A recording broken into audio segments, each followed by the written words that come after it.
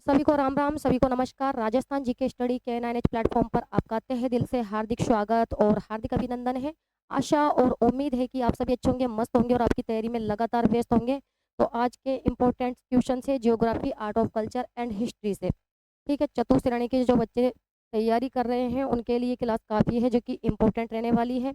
या फिर आप रीट मेंस की तैयारी कर रहे हो या फिर किसी भी प्रतियोगी परीक्षा की तैयारी कर रहे हो, ये क्वेश्चन आपके लिए वैसे भी महत्वपूर्ण रहने वाले हैं। तो क्लास स्टार्ट करने से पहले आप सभी से रिक्वेस्ट है कि फटाफट क्लास के साथ जुड़ जाइए और दबा के एक बार क्लास को शेयर कर दीजिए। तो देख लेते हैं क्वेश्चन नंबर 1 का राइट आंसर। क्या पूछा गया है कि 2011 की जनगणना के अनुसार राजस्थान के किस जिले में सबसे कम लिंगानुपात पाया गया?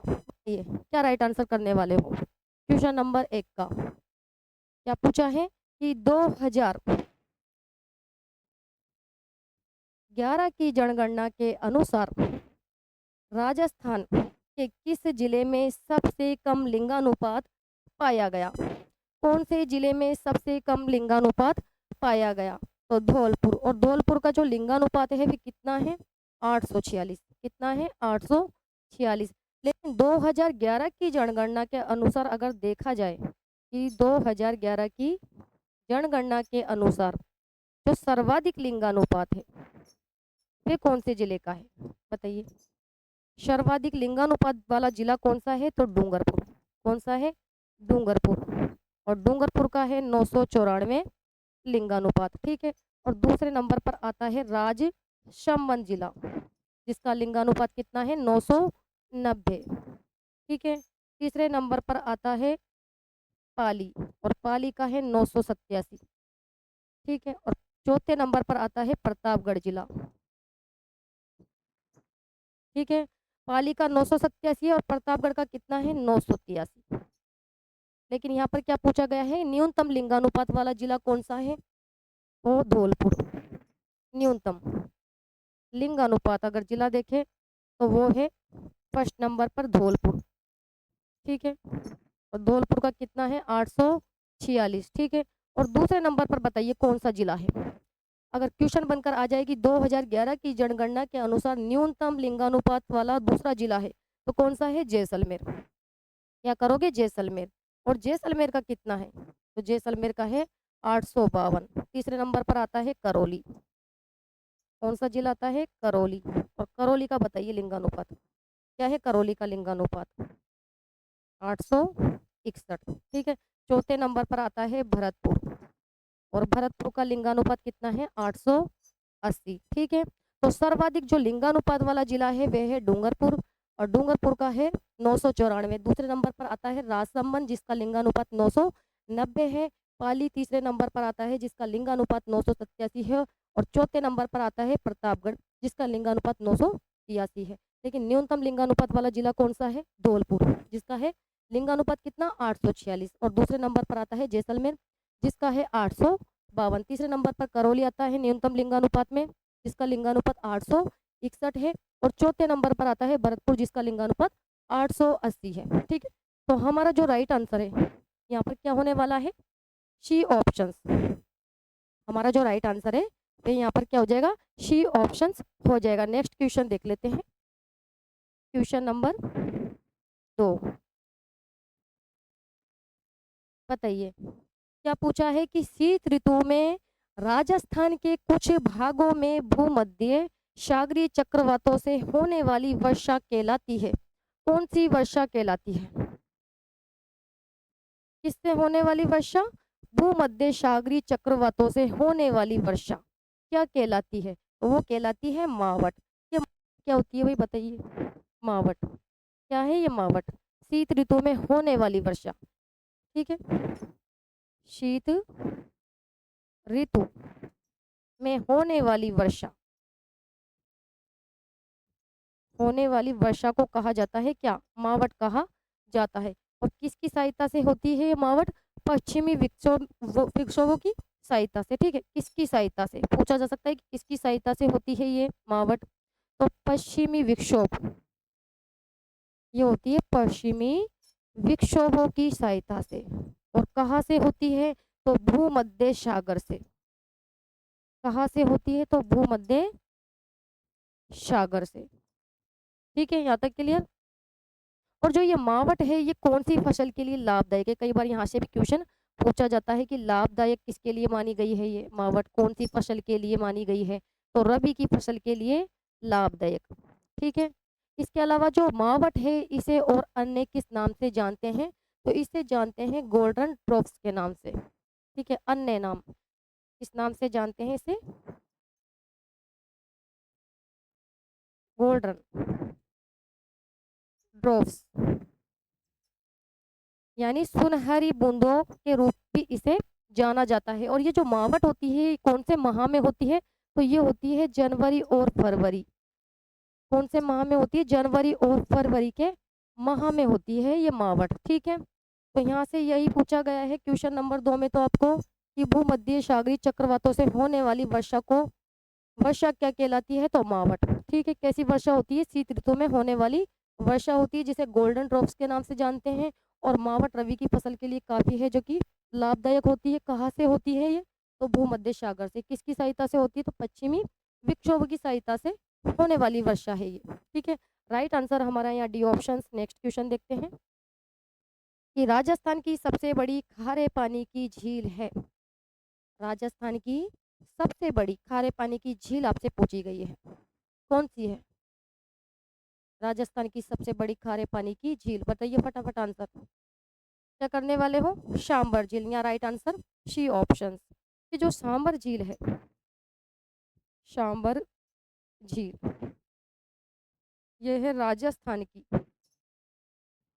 सबसे बड़ी, राजस्थान की सबसे बड़ी खारे पानी की झील है ये। ठीक है, और जो सांबर झील है इसका निर्माण किसने करवाया, बताइए। सांबर झील का जो निर्माण है वे किसने करवाया, तो वासुदेव चौहान। कौन से अभिलेख के अनुसार, तो बिजोलिया शिलालेख के अनुसार। कि जो सांबर झील का निर्माता है वे है वासुदेव चौहान। और कौन से अभिलेख के अनुसार है, तो बिजोलिया अभिलेख के अनुसार। ये भी आपको ध्यान में रखना है। इसके अलावा है जो कि राजस्थान के कुल नमक उत्पादन में सांबर का क्या योगदान है, बताइए। राजस्थान के कुल नमक, कुल नमक उत्पादन में कितना परसेंट योगदान है इसका, 80% योगदान है। और भारत के कुल नमक उत्पादन में, भारत के कुल नमक उत्पादन में सांबर का क्या है प्रतिशत, 8.7%। ठीक है, ये योगदान है इसका। इसके अलावा जो सांबर लिमिटेड है इसकी स्थापना कब की गई थी, यहाँ से भी क्वेश्चन पूछा जा सकता है कि जो सांबर साल्ट लिमिटेड है इसकी स्थापना कौन से वर्ष हुई, बताइए। आप में से कोई बता सकता है कि जो सांबर साल्ट लिमिटेड है इसकी स्थापना कौन से वर्ष की गई थी, 1964 में। ठीक है, 1964, 1964 में। या फिर जो सांबर झील है इसे रामसर साइट में कौन से वर्ष में शामिल किया गया था, यहाँ से भी क्वेश्चन पूछा जा सकता है कि जो सांबर झील है इसे रामसर साइट में कब शामिल किया गया था, रामसर साइट कब शामिल किया गया था, 1990 में। ठीक है, तो यहाँ से यही क्वेश्चन पूछे जा सकते हैं कि राजस्थान की सबसे बड़ी खारे पानी की झील है, या फिर सांबर साल्ट लिमिटेड की स्थापना कौन से वर्ष की गई थी, या फिर कि सांबर को रामसर साइट में कब है जो कि शामिल किया गया था, या फिर सांबर झील का निर्माता कौन है किस अभिलेख के अनुसार। ठीक है, या फिर भारत के कुल नमक उत्पादन में सांबर का कितना प्रतिशत है, या फिर राजस्थान के कुल नमक उत्पादन में सांबर का क्या परसेंट है। यहाँ से यही क्वेश्चन आपसे पूछे जा सकते हैं। तो ये महत्वपूर्ण फैक्ट है जहाँ से क्वेश्चन एग्जाम में आपसे पूछे जा सकते हैं। इसके अलावा देख लेते हैं क्वेश्चन नंबर 4, बताइए भाई। सिलीसैड झील का क्या पूछा है कि सिलीसैड झील का निर्माण किसके द्वारा किया गया था, किसके द्वारा किया गया था। पहले तो बताइए जो सिलीसैड झील है ये कहाँ पर है, पहले देख लेते हैं हम। सिलीसैड झील कौन से जिले में है, सिलीसैड झील कहाँ पर है, ये अलवर में। ठीक है, और इसका जो निर्माण है सिलीसैड जो झील है इसका निर्माण करवाया था विनय सिंह द्वारा, विनय सिंह ने इसका निर्माण करवाया था। और जो सिलीसैड झील है इसे राजस्थान का नंदन कानन भी कहते हैं। राजस्थान का कानन, नंदन, कौन सी झील कहलाती है? राजस्थान का कानन नंदन के नाम से कौन सी झील जानी जाती है? ठीक है, तो वो है राजस्थान का नंदन कानन या कानन नंदन। कौन सी झील कहलाती है? तो सिलीसैड झील कहलाती है। या फिर जो सिलीसैड झील है ये कौन से त्रिकोण पर स्थित है? यहाँ से भी पूछा जा सकता है। तो स्वर्णिम त्रिकोण, स्वर्णिम त्रिकोण पर स्थित झील है ये, स्वर्णिम त्रिकोण पर स्थित झील। ठीक है, राजस्थान का नंदन कानन, थोड़ा सा यहाँ लिख लो, राजस्थान का नंदन कानन, राजस्थान का नंदन कानन कौन सी झील कहलाती है? तो सिलीसैड झील, जिसका निर्माण महाराणा विनय सिंह के द्वारा है, जो कि करवाया गया था। और राजस्थान के स्वर्णिम त्रिकोण पर स्थित झील है ये सिलीसैड झील। कहाँ पर है? अलवर जिले में। तो हमारा जो राइट आंसर है यहाँ पर क्या हो जाएगा? महाराजा विनय सिंह। राइट आंसर हमारा क्या होगा? ए ऑप्शन की। इसका निर्माण किसके द्वारा करवाया गया है? महाराजा विनय सिंह के द्वारा। ठीक है, नेक्स्ट क्वेश्चन देखते हैं। बताइए क्वेश्चन नंबर 5 कि राजस्थान के कितने प्रतिशत भूभाग पर हाड़ौती का पठार फैला हुआ है? क्या पूछा है कि राजस्थान के कितने प्रतिशत भूभाग पर हाड़ौती का पठार फैला हुआ है? बताइए। राजस्थान को भौतिक प्रदेशों में कितने भागों में बांटा गया है? तो 4 भागों में बांटा गया है। ठीक है, भौतिक प्रदेश देख लेते हैं। राजस्थान को भौतिक प्रदेशों, कितने प्रदेशों में? 4 भौतिक प्रदेशों में बांटा गया है राजस्थान को। कौन कौन से भागों में बांटा गया है बताइए। एक तो बांटा गया है मरुस्थलीय प्रदेश। कौन सा प्रदेश? मरुस्थलीय प्रदेश। दूसरा बांटा गया है मैदानी प्रदेश। कौन सा? मैदानी प्रदेश।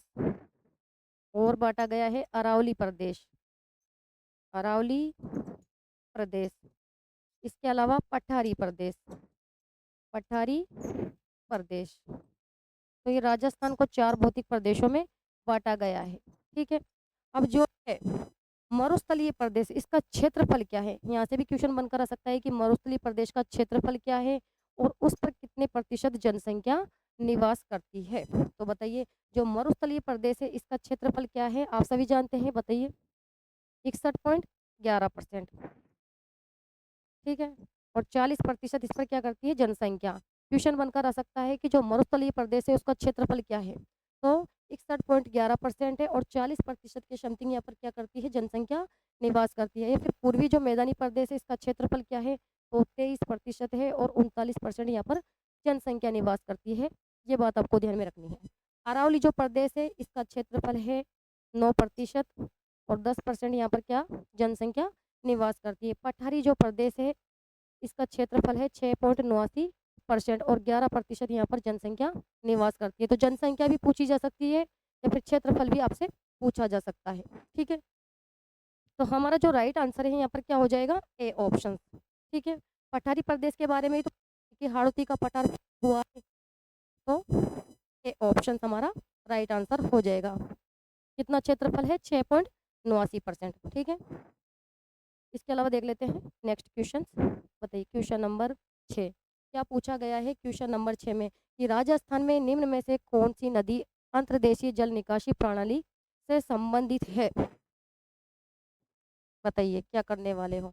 यानी क्वेश्चन क्या पूछ रहा है कि ऐसी नदी बताइए जो न तो अरब सागर अववा तंत्र से संबंधित है, न ही बंगाल की खाड़ी से संबंधित है, यानी अंतर्देशीय जल निकासी प्रणाली से संबंधित है। अब देख लीजिए 4 ऑप्शन है। भाई चंबल नदी तो आप सभी जानते हैं, ये तो बंगाल की खाड़ी अववा तंत्र का भाग है। और बनास जो है ये चंबल नदी की सहायक है, तो ये भी बंगाल की खाड़ी अववा तंत्र का ही भाग होगा। ठीक है, जबकि जो माही नदी है ये भी अरब सागर में गिरने वाली नदी है। बची कौन सी? शाबी नदी। शाबी नदी ना तो बंगाल की खाड़ी अववा तंत्र का भाग है और न ही अरब सागरीय अववा तंत्र का भाग है। तो हमारा जो राइट आंसर है बी ऑप्शन हो जाएगा। अंतर्देशीय नदी कैसे कहते हैं? कि जो नदी ना तो बंगाल की खाड़ी में गिरती है, न ही अरब सागर अफवाह तंत्र से संबंधित है, ऐसी नदियां कहलाती है अंतर्देशीय नदी। ठीक है, तो यहाँ पर शाबी नदी है। राइट आंसर हमारा क्या होगा? B option. नेक्स्ट देख लेते हैं। क्वेश्चन नंबर 7 बताइए भाई कि राजस्थान के निम्न में से किस क्षेत्र की जलवायु बहुत आर्द्र नहीं है। 4 जिले दे दिए गए हैं आपको यहाँ पर, बहुत आर्द्र नहीं है। कौन से जिले की जलवायु, कौन सा जिला होगा, बीकानेर। बीकानेर की अगर जलवायु की बात करते हैं तो इसकी जलवायु कैसी है बताइए, किस प्रकार की जलवायु है बीकानेर की, शुष्क जलवायु। ठीक है, राजस्थान को सामान्य रूप से 5 जलवायु में बांटा गया है। कौन कौन सी जलवायु में बांटा गया है देख लेते हैं एक बार, कि जो राजस्थान है इसको कितनी जलवायु में बांटा गया है, 5। एक तो बांटा गया है इसको शुष्क जलवायु, ठीक है, फिर बांटा गया है इसे अर्ध शुष्क जलवायु, फिर बांटा गया है इसे उप आर्द्र जलवायु, फिर बांटा गया है इसे आर्द्र जलवायु और अति आर्द्र जलवायु। तो ये है शुष्क जलवायु। कैसी जलवायु है ये, शुष्क जलवायु। ये बांटा गया है अर्ध शुष्क जलवायु, ठीक है, और ये बांटी गई है उप आर्द्र जलवायु, ठीक है, और ये बांटा गया है आर्द्र जलवायु, और ये बांटा गया है क्षेत्र अति आर्द्र जलवायु। अब देख लीजिए आप कौन सा जिला ना होगा इसमें, बीकानेर नहीं होगा, जैसलमेर और बीकानेर ये जिले आते हैं शुष्क जलवायु में, ठीक है, जबकि यहाँ पर श्री गंगानगर, हनुमानगढ़, चूरू, नागौर, जोधपुर, बाड़मेर, बालोतरा ये आते हैं अर्ध शुष्क जलवायु में, ठीक है। इसके अलावा उपाद्र जलवायु प्रदेश में कौन से जिले आएंगे, जैसे कोटपुतली बेरोड हो गया, खेरतल तिजारा हो गया, डीग हो गया, इसके अलावा जयपुर हो गया, अजमेर हो गया, ब्यावर हो गया, या फिर सिरोही हो गया। ये जिले कौन सी जलवायु में आते हैं, उपाद्र में, ठीक है। इसके अलावा आर्द्र जलवायु प्रदेश में राजस्थान के कौन से जिले आएंगे, जैसे धौलपुर हो गया, करौली हो गया, सवाई माधोपुर हो गया, इसके अलावा भीलवाड़ा, चित्तौड़गढ़, राजसमंद। जबकि अति आर्द्र जलवायु प्रदेश में कौन से जिले आते हैं राजस्थान के, तो आते हैं बारा हो गया, झालावाड़ हो गया, डूंगरपुर हो गया, बांसवाड़ा हो गया, प्रतापगढ़ हो गया, ठीक है। नक्शे के हिसाब से देख के चलना पड़ेगा यहाँ पर। तो राजस्थान के निम्न में से किस क्षेत्र की जलवायु बहुत आर्द्र नहीं है, तो बीकानेर। बीकानेर की किस प्रकार की जलवायु है, शुष्क जलवायु। राइट आंसर यहाँ पर हमारा क्या होगा, बी ऑप्शन हो जाएगा। क्लियर। इस प्रकार से आपको जिलों के नाम भी दिए जा सकते हैं कि भाई भरतपुर की जलवायु, भरतपुर किस जलवायु प्रदेश के अंतर्गत आता है, तो आर्द्र जलवायु में, ठीक है। या फिर धौलपुर, करौली, सवाई माधोपुर ये किस जलवायु प्रदेश के अंतर्गत आते हैं, तो आर्द्र में, ठीक है। या फिर सिरोही जिला, या फिर कोटपुतली भैरोड, या फिर अजमेर, ब्यावर, जयपुर ये किस प्रकार की जलवायु प्रदेश में आते हैं, तो उपाद्र जलवायु में, ठीक है। या फिर बारा, झालावाड़, डूंगरपुर, बांसवाड़ा ये आते हैं अति आर्द्र जलवायु प्रदेश में। क्लियर। तो यहाँ पर राइट आंसर हमारा क्या हो जाएगा, बी ऑप्शन हो जाएगा। नेक्स्ट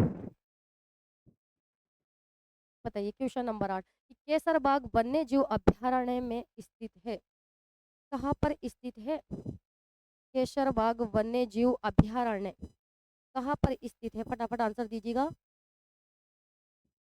केसरबाग वन्य जीव अभ्यारण्य रिक्त में स्थित है, कौन से जिले में है भाई, फटाफट आंसर दो। धौलपुर, ठीक है। राइट आंसर ए ऑप्शन हो जाएगा। 12 में तो कौन सा अभ्यारण्य है, शेरगढ़, कौन सा, शेरगढ़, शेरगढ़ वन्य जीव अभ्यारण्य। और अलवर में है सरिस्का वन्य जीव अभ्यारण्य। और सवाई माधोपुर में तो आप सभी जानते हैं रणथंभौर, रणथंभौर राष्ट्रीय उद्यान, ठीक है। तो यहाँ राइट आंसर हमारा क्या हो जाएगा, ए ऑप्शन हो जाएगा, ठीक है। नेक्स्ट क्वेश्चन देखते हैं। बताइए क्वेश्चन नंबर 9 कि राजस्थान में अंतः विद्युत परियोजना किस स्रोत पर आधारित है, वेरी वेरी मोस्ट इम्पोर्टेंट, ठीक है, परीक्षा में छपने वाला क्वेश्चन, कि जो राजस्थान में अंतः विद्युत परियोजना है ये किस स्रोत पर आधारित परियोजना है, बताइए। 4 ऑप्शन हैं, तो ये आधारित है किस पर, गैस पर। या राइट आंसर हमारा सी ऑप्शन हो जाएगा। और ये बताइए कि जो अंतः परियोजना है, अंतः विद्युत परियोजना ये कौन से जिले में है, कौन से जिले में है ये, 12 में, ठीक है। किस पर आधारित परियोजना है, गैस पर आधारित, गैस पर आधारित परियोजना। और कैसी परियोजना है ये, केंद्र सरकार की, ठीक है, केंद्र सरकार की ये परियोजना है। और जो अंतः विद्युत परियोजना है इसकी स्थापना कौन से वर्ष की गई थी, तो 1989, ठीक है। या फिर इससे कितने मेगावाट का उत्पादन होता है अंता परियोजना से? तो 420 मेगावाट, ये भी आप ध्यान में रख सकते हो। ठीक है, कहाँ पर है अंता परियोजना? 12 में है, केंद्र सरकार की परियोजना है, गैस पर आधारित परियोजना है जिसकी स्थापना 1979 में की गई थी। और ये जो कि परियोजना है इससे होता है 420 मेगावाट का उत्पादन। ठीक है, तो यहाँ राइट आंसर हमारा सी ऑप्शंस हो जाएगा। नेक्स्ट क्वेश्चन देखते हैं कि राजस्थान में कुबड़ पट्टी का विस्तार है। ये भी बड़ा ही शानदार क्वेश्चन है कि राजस्थान में कुबड़ पट्टी का विस्तार है। बताइए, राजस्थान में कुबड़ पट्टी का विस्तार कौन से जिले में है? पहले तो ये बताइए कुबड़ पट्टी क्या है? क्या है ये कुबड़ पट्टी? कोई बता सकता है कि क्या है ये कुबड़ पट्टी? क्या है? फ्लोराइड का जमाव। क्या होता है ये? फ्लोराइड का जमाव। और इसका विस्तार कहाँ से कहाँ तक है? कुबड़ पट्टी का विस्तार नागौर व अजमेर के मध्य, नागौर और अजमेर के मध्य विस्तृत है ये। ठीक है, कुबड़ पट्टी क्या है? तो फ्लोराइड का जमाव है जो कि नागौर से अजमेर के मध्य विस्तृत है। तो यहाँ राइट आंसर हमारा सी ऑप्शन हो जाएगा। क्या हो जाएगा? सी ऑप्शन हो जाएगा हमारा राइट आंसर। ठीक है, जबकि नागौर और बीकानेर इनके बीच में कौन सा वो है? बताइए। तो यहाँ पर जिप्सम का जमाव है। ठीक है, कि नागौर और बीकानेर के मध्य किसका जमाव है, ये भी क्वेश्चन बनकर आ सकता है। तो जिप्सम का जमाव जिसे कहते हैं हार्डपन। क्या कहते हैं? हार्डपन। यानी क्या है ये हार्डपन? जिप्सम का जमाव। जिप्सम का जमाव। क्वेश्चन यू बनाकर दिया जा सकता है कि जो हार्डपन है इसका विस्तार कहाँ से कहाँ तक है? तो ये है नागौर से बीकानेर के मध्य। लेकिन हार्डपन होता क्या है? तो जिप्सम का जमाव होता है, जबकि कुबड़ पट्टी क्या होती है? फ्लोराइड का जमाव। ठीक है, तो यहाँ तो राइट आंसर हमारा क्वेश्चन के अकॉर्डिंग सी ऑप्शन हो जाएगा। नेक्स्ट क्वेश्चन बताइए भाई कि निम्न में से थार मरुस्थल के भाग हैं। देख लीजिए थार मरुस्थल के कौन कौन से भाग है। चार ऑप्शन से आपके सामने। जो गोड़वाड़ प्रदेश है इसे लोणी बेसिन भी कहते हैं। और किसके अंतर्गत आता है ये? थार मरुस्थल के अंतर्गत। शेखावटी जो प्रदेश है ये भी थार मरुस्थल के अंतर्गत आता है। जबकि जो बनास बेसिन है ये किसका क्षेत्र का भाग है? बताइए कौन से क्षेत्र का भाग है ये? पूर्वी मैदान, पूर्वी मैदानी प्रदेश का क्या है? हिस्सा है। पूर्वी मैदानी प्रदेश का हिस्सा है ये। जबकि गग्गर मैदान है ये थार मरुस्थल प्रदेश का भाग है। तो हमारा जो राइट आंसर है वे क्या हो जाएगा? 1, 2 और 4, डी ऑप्शन। ठीक है, यही तो पूछा गया है यहाँ पर कि निम्न में से थार मरुस्थल के भाग हैं। तो गोड़वाड़ प्रदेश, इसके अलावा शेखावटी प्रदेश और इसके अलावा गग्गर मैदान। जबकि बनास बेसिन पूर्वी मैदानी प्रदेश के अंतर्गत आता है। ठीक है, क्लियर। नेक्स्ट बताइए क्वेश्चन नंबर 12 कि निम्न में से अधिकतम भौगोलिक दूरी वाला समूह कौन सा है? यहाँ पर आपको जिलों के नाम दे दिए गए हैं, फटाफट आंसर दीजिएगा कि अधिकतम क्या पूछा है? अधिकतम भौगोलिक दूरी वाला समूह कौन सा है? तो देख लेते हैं इसे राजस्थान के नक्शे के हिसाब से। ठीक है, कौन कौन से जिले दिए हैं? जयपुर और जोधपुर। जयपुर और जोधपुर। जयपुर हो गया, जोधपुर हो गया। ठीक है, इसके अलावा कोटा, इसके अलावा आपको दे रखा है बीकानेर,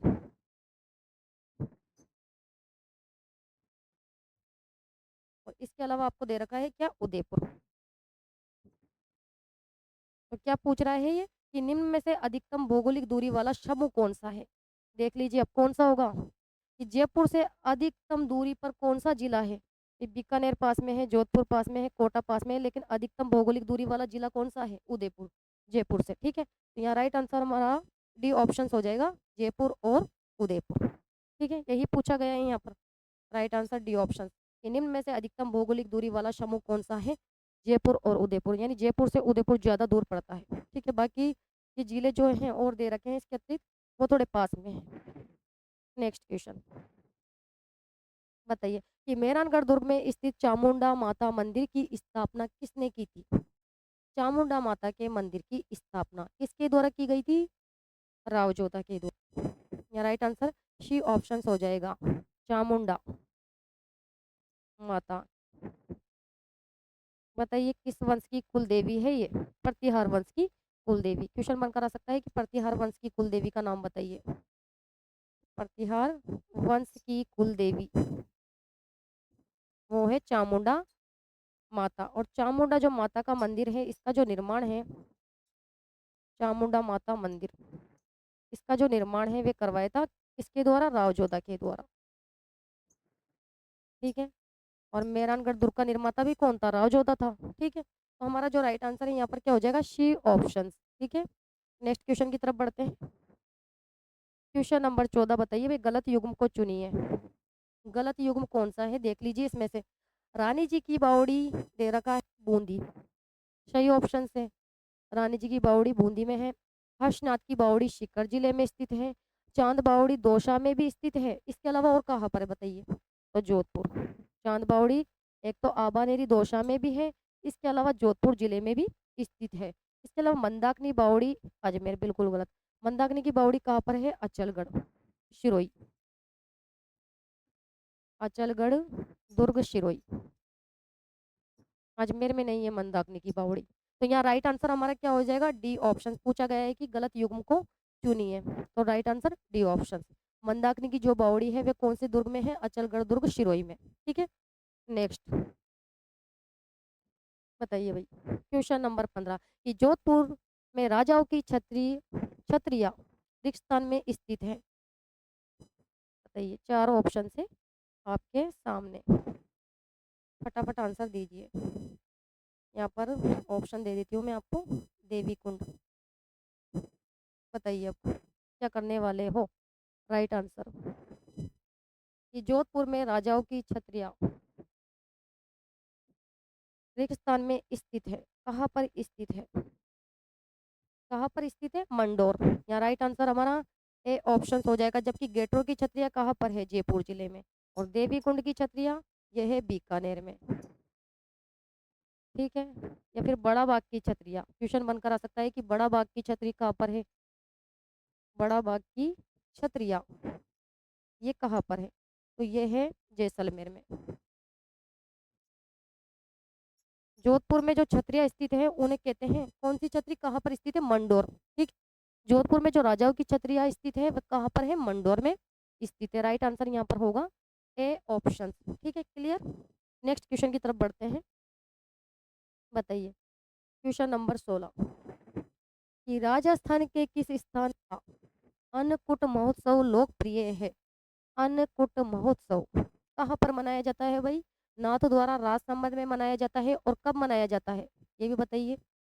कब मनाया जाता है? तो कार्तिक शुक्ल एकम को, यानी गोवर्धन पूजा के दिन ही मनाया जाता है। तो हमारा जो राइट आंसर है भाई यहाँ पर ए ऑप्शन हो जाएगा। ठीक है, अन्नकूट महोत्सव ये कहाँ पर मनाया जाता है? नाथ द्वारा राज संबंध। कहाँ पर? नाथ द्वारा राज संबंध में। कौन सी तिथि को मनाया जाता है? तो ये मनाया जाता है कार्तिक शुक्ल एकम को। कार्तिक शुक्ल एकम को। और कार्तिक शुक्ल एकम को गोवर्धन पूजा भी की जाती है, आपको पता है, दीपावली के दूसरे दिन गोवर्धन पूजा इस दिन ही की जाती है। तो अन्नकूट जो महोत्सव है वह मनाया जाता है श्रीनाथ जी राज संबंध। ठीक है, right answer A option. Next बताइए, शिवरात्रि पशु मेले का आयोजन होता है कहाँ पर? होता है शिवरात्रि पशु मेले का आयोजन। फटाफट आंसर दीजिएगा।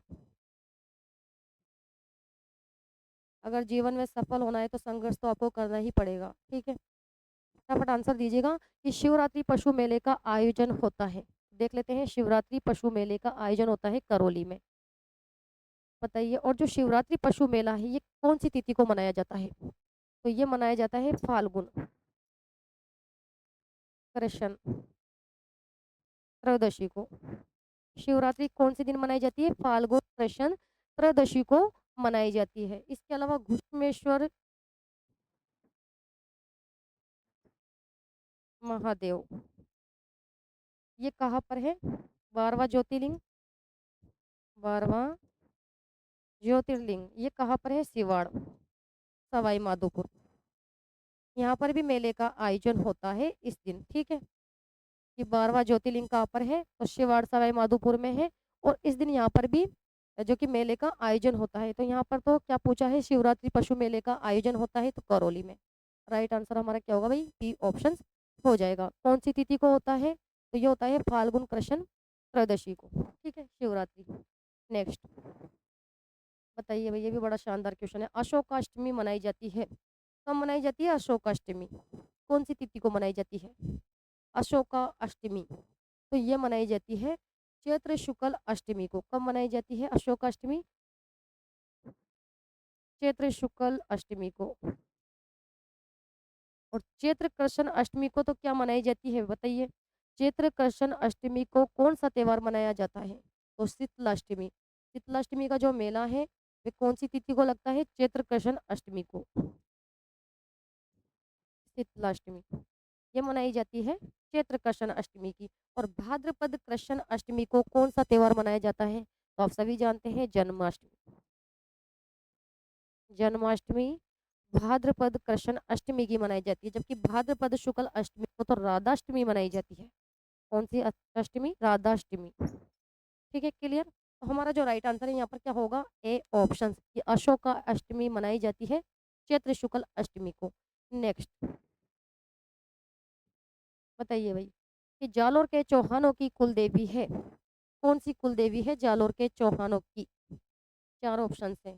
श्वांग्या जो माता है ये तो जैसलमेर के भाटी वंश की कुल देवी है, जैसलमेर के, जैसलमेर के भाटी वंश की कुल देवी, ठीक है। इसके अलावा नागणेची माता, बताइए नागणेची माता किस वंश की कुल देवी है, फटाफट आंसर दीजिएगा कि जो नागणेची माता है ये कौन से वंश की कुल देवी है। बीकानेर और जोधपुर के राठौड़ों की कुल देवी, कहाँ की कुल देवी है, बीकानेर एवं जोधपुर के राठौड़ों की कुल देवी, राठौड़ों की कुल देवी, ठीक है। और जो जीण माता है ये शिकर के चौहानों की कुल देवी है, शिकर के चौहानों की कुल देवी, ठीक है। और मीणाओं की आराध्य देवी है, शेखावाटी क्षेत्र में मीणाओं की आराध्य देवी है ये जीण माता। जबकि जो आशापुरा माता है जालोर के चौहानों की कुल देवी। हमारा जो राइट आंसर है वे ए ऑप्शन होगा, ठीक है। तो आपको कुल देवियों के नाम भी याद होने चाहिए, ठीक है, वंश और कुल देवी। बताइए क्वेश्चन नंबर 20, कि जाम्बोजी जहाँ प्रवचन करते हैं वे क्या कहलाता है, जाम्बोजी जहाँ पर प्रवचन करते हैं उस स्थान को क्या कहा जाता है, क्या कहा जाता है, शास्त्री। या राइट आंसर हमारा ए ऑप्शन हो जाएगा, ठीक है। और जो जाम्बोजी है इनका जन्म कहाँ पर हुआ था, जाम्बोजी बताइए इनका जन्म कहाँ पर हुआ था, टीपासर नागौर, कहाँ पर हुआ था, टीपासर नागौर में जाम्बोजी का जन्म, ठीक है। और कौन से संप्रदाय के प्रवर्तक हैं ये जाम्बोजी, विश्नोई संप्रदाय। किस संप्रदाय के प्रवर्तक है, विश्नोई संप्रदाय के प्रवर्तक हैं जाम्बोजी।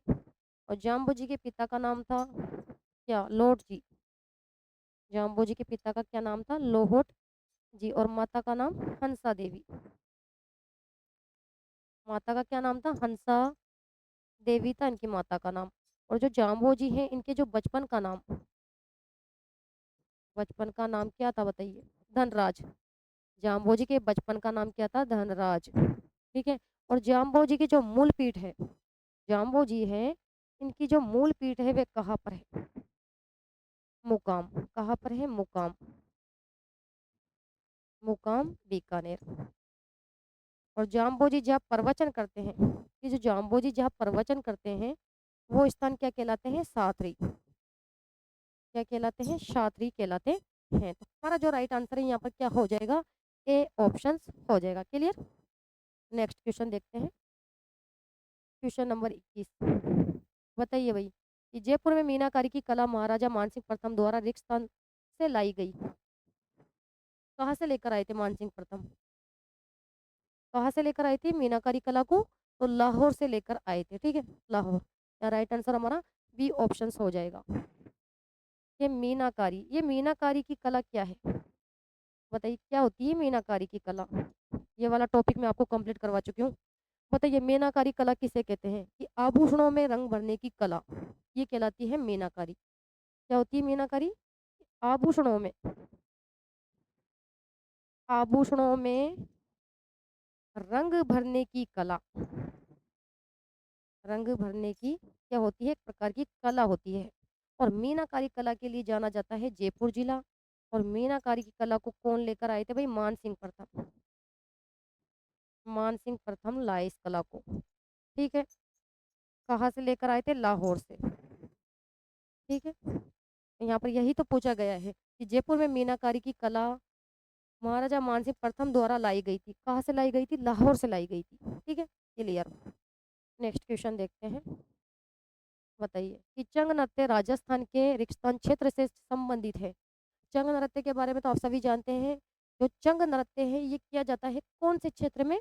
तो शेखावाटी क्षेत्र में। ठीक है, शेखावाटी क्षेत्र का प्रसिद्ध नृत्य है चंग नृत्य। और कैसा नृत्य है ये? भाई जो चंग नृत्य है ये शेखावाटी क्षेत्र में तो किया जाता है, लेकिन किस प्रकार का नृत्य है ये बताइए आप मुझे। ये पुरुष प्रधान नृत्य है या स्त्री प्रधान नृत्य है या फिर युगल नृत्य है? कैसा नृत्य है ये? पुरुष प्रधान नृत्य, यानी पुरुषों द्वारा ही किया जाता है। पुरुष प्रधान नृत्य। और कब किया जाता है ये चंग नृत्य? होली के अवसर पर। कब किया जाता है? होली के अवसर पर किया जाता है। होली के अवसर पर। और इसमें कौन से वाद्य यंत्र का प्रयोग किया जाता है चंग नृत्य में? तो चंग वाद्य यंत्र का, चंग वाद्य यंत्र का ही इसमें प्रयोग किया जाता है। राइट आंसर हमारा क्या हो जाएगा? A option. ठीक है, शेखावाटी क्षेत्र का ये प्रसिद्ध नृत्य है चंग नृत्य। क्वेश्चन नंबर देखते हैं भाई 23। बताइए कि निम्न में से कौन सी मेवाड़ चित्रकला शैली की उपशैली है? मेवाड़ चित्रकला शैली की उपशैली कौन सी है? कौन सी होगी?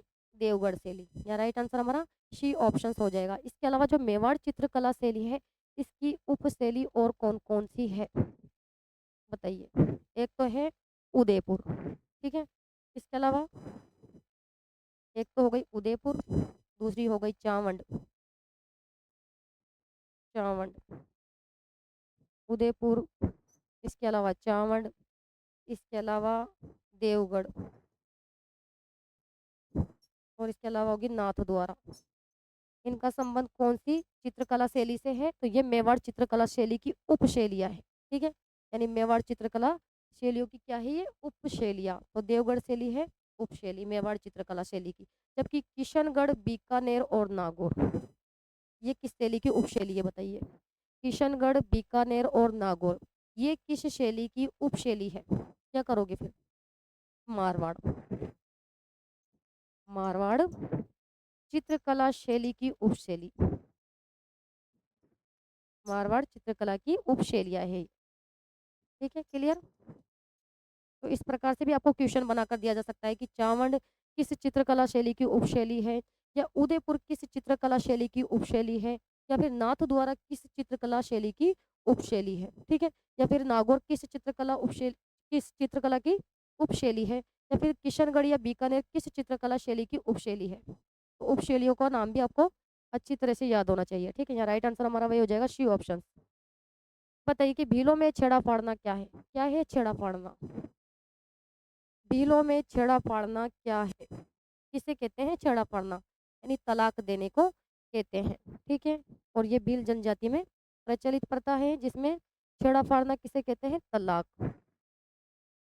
तलाक लेने की एक प्रकार की परंपरा होती है जिसमें पंचायत के सामने क्या होता है? पुरुष के द्वारा है जो कि स्त्री का साड़ी का एक पल्ला फाड़ दिया जाता है, और ऐसा करने पर पुरुष के द्वारा पत्नी का परित्याग समझा जाता है। इसे कहते हैं छेड़ा फाड़ना। ठीक है, यानी तलाक देना। Right answer B option.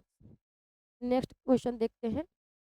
Question number 25 कि रमझोल किस प्रकार का लोक वाद्य यंत्र है? किस प्रकार का वाद्य यंत्र है ये रमझोल? किस प्रकार का वाद्य यंत्र है ये रमझोल? घन वाद्य यंत्र। घन वाद्य यंत्र। और घन वाद्य यंत्र किसे कहते हैं? कि ऐसे वाद्य यंत्र जिनमें स्वरों की उत्पत्ति आघात करने से होती है, वो वाद्य यंत्र कहलाते हैं घन वाद्य यंत्र। ठीक है, राइट आंसर हमारा डी ऑप्शन। जबकि तत्व वाद्य यंत्र किसे कहते हैं? कि ऐसे वाद्य यंत्र जिसमें शोरों की उत्पत्ति तारों से होती है, ठीक है। या फिर सुषिर वाद्य यंत्र किसे कहते हैं, कि ऐसे वाद्य यंत्र जिसमें शोरों की उत्पत्ति फूंक मारने से होती है, वो कहलाते हैं सुषिर वाद्य यंत्र। और अवनद वाद्य यंत्र, कि ऐसे वाद्य यंत्र जिसमें शोरों की उत्पत्ति चमड़े की थाप से होती है, ठीक है, उसे कहते हैं अवनद वाद्य यंत्र। नेक्स्ट क्वेश्चन, कि रागड़ी किस बोली की उपबोली है, किस बोली की उपबोली है ये रागड़ी, तो ये है मालवी की उपबोली। या राइट आंसर हमारा ए ऑप्शन हो जाएगा, ठीक है। इसके अलावा मालवी की उपबोली कौन सी है, एक तो है निमाड़ी, कौन सी है, निमाड़ी। इसके अलावा रागड़ी, इसके अलावा सोडवाड़ी, सोडवाड़ी, या पाटवी, या फिर रतलामी, कौन सी, रतलामी, रतलामी, ठीक है। ये है किसकी उपबोली, या मालवी की उपबोली है। तो यहाँ से क्वेश्चन पूछा जा सकता है कि पाटवी या सोटवाड़ी या रागड़ी या नीमाड़ी किसकी बोली है, किस बोली की उपबोली है, या फिर रतलामी किस बोली की उपबोली है, तो ये मालवी की उपबोली है, ठीक है। Right answer A option. इसके अलावा देखते हैं क्वेश्चन नंबर 27, जोरावा लोकगीत का संबंध है, कौन से जिले से है जोरावा लोकगीत का संबंध, तो ये है जैसलमेर। किससे संबंध इसका, जैसलमेर जिले से है। और जोरावा किस प्रकार के गीत होते हैं भाई, विरह गीत, ठीक है। किसी की विरह में गाया जाने वाला गीत होता है जोरावा गीत, जो कि जैसलमेर का प्रसिद्ध है। ये जोरावा गीत कहाँ का, जैसलमेर जिले का। राइट आंसर हमारा क्या होगा, बी ऑप्शन हो जाएगा, ठीक है। क्लियर। नेक्स्ट क्वेश्चन देखते हैं। ये भी बड़ा ही शानदार क्वेश्चन पूछा गया है कि मौर्य सभ्यता के प्रमाण निम्न में से किस स्थान पर उपलब्ध हैं। ये क्वेश्चन पूछा जा सकता है एग्जाम में आपसे कि मौर्य सभ्यता के प्रमाण निम्न में से किस स्थान पर उपलब्ध है, तो बेराट में। और जो ये बेराट सभ्यता है कहाँ पर है, बताइए कहाँ पर है ये बेराट सभ्यता, कोटपुतली, ठीक है। और कौन सी नदी पर है ये बेराट सभ्यता, बाणगंगा नदी पर। कौन सी नदी पर है, बाणगंगा नदी पर है, ठीक है। इसके अलावा जो बेराट सभ्यता है ये कैसी सभ्यता है, तो ये है लोहा युगीन सभ्यता। कैसी सभ्यता है, लोहा युगीन सभ्यता। और बेरठ सभ्यता का अगर समय की बात करते हैं, इसका समय क्या माना गया है, तो इसका समय है 600 से 322 ईसा पूर्व, ठीक है, ये इसका समय माना गया है। इसके अलावा जो बेराट सभ्यता है इसकी जो खोज है वे किसके द्वारा की गई थी, बताइए। बेराट सभ्यता की खोज किसके द्वारा की गई थी, 1936 में दयाराम साहनी के द्वारा, दयाराम साहनी द्वारा, ठीक है। या फिर बेराट सभ्यता का उत्खनन भी आपसे पूछा जा सकता है कि जो बेराट सभ्यता है इसका जो उत्खनन करता कौन है, या उत्खनन कब किया गया था, तो 1962 में नील रतन और कैलाश दीक्षित द्वारा, कैलाश दीक्षित, ठीक है। इस प्रकार से क्वेश्चन आपको बनाकर दिया जा सकता है। या फिर बेराट सभ्यता में किसके प्रमाण मिलते हैं, मौर्य सभ्यता के प्रमाण। कौन सी सभ्यता के प्रमाण मिलते हैं, मौर्य सभ्यता के प्रमाण। या फिर अशोक के शिलालेख, इसके अलावा अशोक के शिलालेख, अशोक के शिलालेख, या भाब्रू के शिलालेख, इन सब इसके बारे में भी जानकारी यहाँ से मिलती है। या फिर बौद्ध धर्म की जानकारी भी बेराट सभ्यता से मिलती है। तो यहाँ पर हमारा जो राइट आंसर है वे हो जाएगा ए ऑप्शन, ठीक है। नेक्स्ट क्वेश्चन देखते हैं, क्वेश्चन नंबर बताइए 29, कृष्णा कुमारी किस राज्य की राजकुमारी थी, कौन से राज्य की राजकुमारी थी कृष्णा कुमारी, चार ऑप्शन है। कौन से राज्य की राजकुमारी थी, मेवाड़ राज्य की। या राइट आंसर बी ऑप्शन हो जाएगा, कृष्णा कुमारी। कृष्णा कुमारी का संबंध था मेवाड़ से। और किसकी पुत्री थी ये, किसकी पुत्री थी बताइए, भीम सिंह की। किसकी पुत्री थी, भीम सिंह की पुत्री थी। और कृष्णा कुमारी की जो सगाई है वे किसके साथ हुई थी, कौन से शासक के साथ हुई थी, तो मारवाड़ के शासक, मारवाड़ के शासक भीम सिंह राठौड़ के साथ। किसके साथ, मारवाड़ के शासक भीम सिंह राठौड़ के साथ इनकी सगाई हुई थी, लेकिन शादी से पहले भीम सिंह राठौड़ की क्या हो जाती है? मृत्यु हो जाती है। ठीक है, यानी विवाह से पहले ही मृत्यु, विवाह से पहले मृत्यु हो जाती है भीम सिंह राठौड़ की। ठीक है, उसके बाद फिर कृष्णा जो कुमारी है, इनकी पुनः सगाई किसके साथ होती है? आमेर के शासक, आमेर के शासक, पुनः सगाई होती है भाई इनकी आमेर के शासक जगत सिंह, किसके साथ? जगत सिंह द्वितीय के साथ, जगत सिंह द्वितीय के साथ इनकी सगाई होती है, और इसी बात को लेकर होता है गिंगोली का युद्ध 1807 में। ठीक है, कौन कौन के बीच में होता है? तो मारवाड़ के शासक भीम सिंह राठौड़ के जो भाई थे मान सिंह राठौड़ और जगत सिंह द्वितीय के बीच में गिंगोली का युद्ध होता है 1807 में। ठीक है, तो यहाँ पर तो यही पूछा गया है कि कृष्णा कुमारी किस राज्य की राजकुमारी थी? तो मेवाड़ राज्य की राजकुमारी थी, भीम सिंह की पुत्री थी, और इनकी पहली सगाई हुई थी मारवाड़ के शासक भीम सिंह राठौड़ के साथ, लेकिन विवाह से पहले उनकी क्या हो जाती है? मृत्यु हो जाती है। ठीक है, उसके बाद फिर पुनः सगाई होती है आमेर के शासक जगत सिंह द्वितीय के बीच में, और उसकी उसी बात को लेकर फिर होता है गिंगोली का युद्ध 1807। ठीक है, कौन कौन से शासकों के बीच में होता है? तो आमेर के शासक जगत सिंह द्वितीय के बीच में, और जो मारवाड़ के शासक भीम सिंह राठौड़ थे इनके भाई मान सिंह राठौड़ के बीच में। ठीक है, right answer B option. Next, 1743 ईस्वी सवाई जयसिंह की मृत्यु के बाद जयपुर की गद्दी पर कौन आसीन हुआ? बताइए भाई, सवाई जयसिंह की जब मृत्यु हो जाती है तो गद्दी पर कौन आसीन होता है? ईश्वरी सिंह। इनके द्वारा सरगावशुली का निर्माण भी करवाया गया था, और राजमहल का युद्ध कब हुआ था? 1747 में।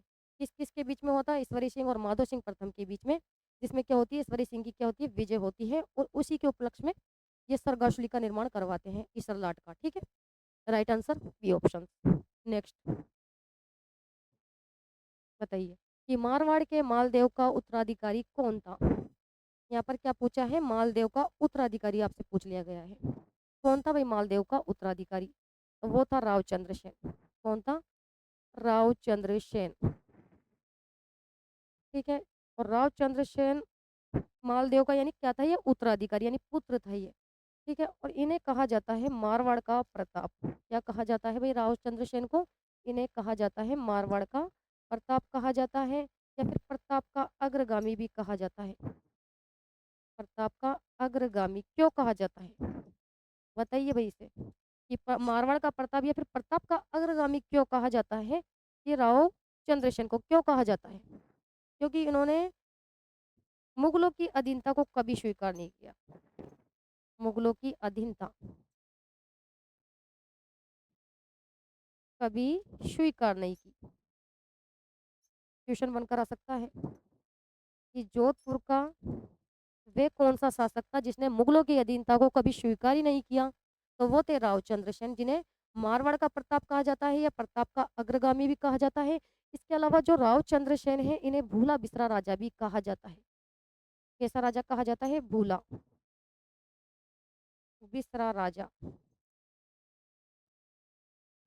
ठीक है, जबकि मालदेव को तो कहा जाता है क्या? हसमत वाला राजा। क्वेश्चन बनकर आ सकता है कि हसमत वाला राजा किसे कहा जाता है? तो वो कहा जाता है मालदेव को।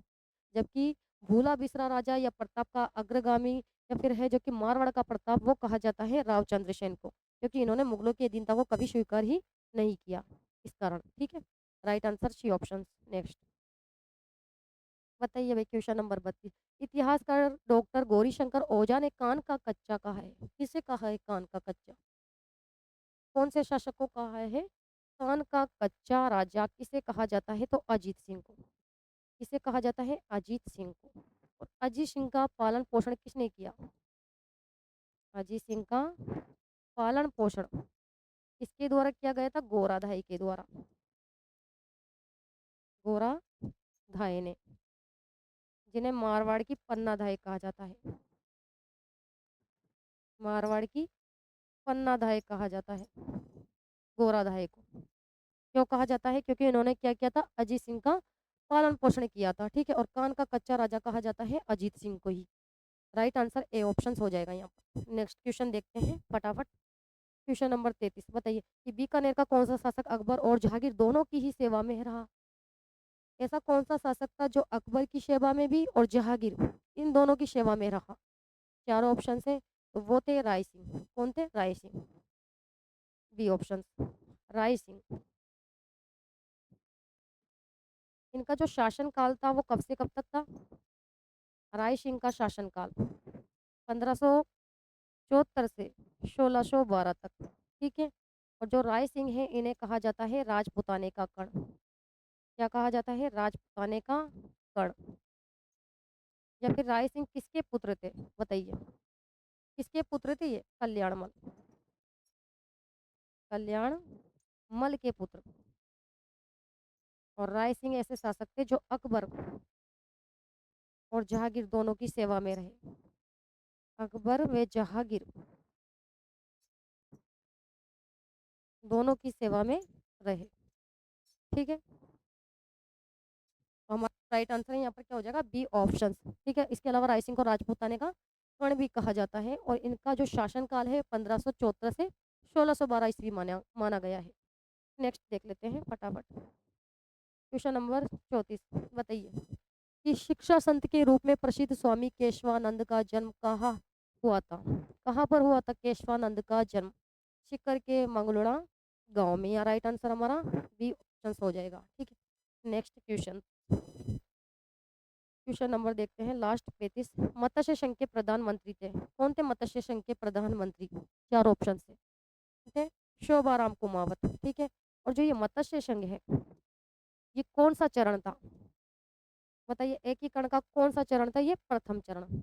ठीक है, प्रथम चरण। और मत्स्य संघ का निर्माण कौन सी तिथि को हुआ था भाई? निर्माण बताइए इसका कौन सी तिथि को हुआ था? 18 मार्च 1948 को। ठीक है। या फिर इसके जो कि राजधानी कौन सी बनाई गई थी? मत्स्य संघ की राजधानी अलवर को बनाई गई थी। किसको बनाई गई थी? अलवर को। और जो राज प्रमुख थे मत्स्य संघ का, जो राज प्रमुख था वो किससे बनाया गया था? धौलपुर के शासक उदयभान सिंह को। किसको? धौलपुर के शासक उदयभान सिंह को। उदयभान सिंह को बनाया गया था। ठीक है। या फिर मत्स्य संघ के जो प्रधानमंत्री थे वे कौन थे? मत्स्य संघ के प्रधानमंत्री कौन बनाए गए थे? शोभाराम कुमावत। कौन बनाए गए थे? शोभाराम कुमावत। या फिर मत्स्य संघ का उप प्रधानमंत्री भी आपसे पूछा जा सकता है। बताइए कि मत्स्य संघ के जो उप प्रधानमंत्री हैं वो किसे बनाया गया था? नाम बताइए फटाफट। मत्स्य संघ के उप प्रधानमंत्री किसे बनाया गया था? जुगल किशोर।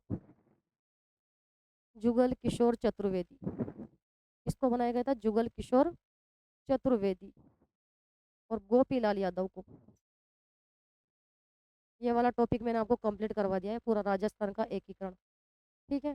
तो हमारा जो राइट आंसर है यहाँ पर क्वेश्चन के अकॉर्डिंग तो डी ऑप्शन हो जाएगा। ठीक है, कि मत्स्य संघ के प्रधानमंत्री कौन थे भाई? शोभाराम कुमावत। ठीक है।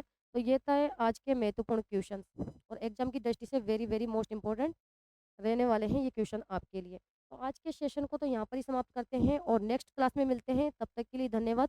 Thank you so much.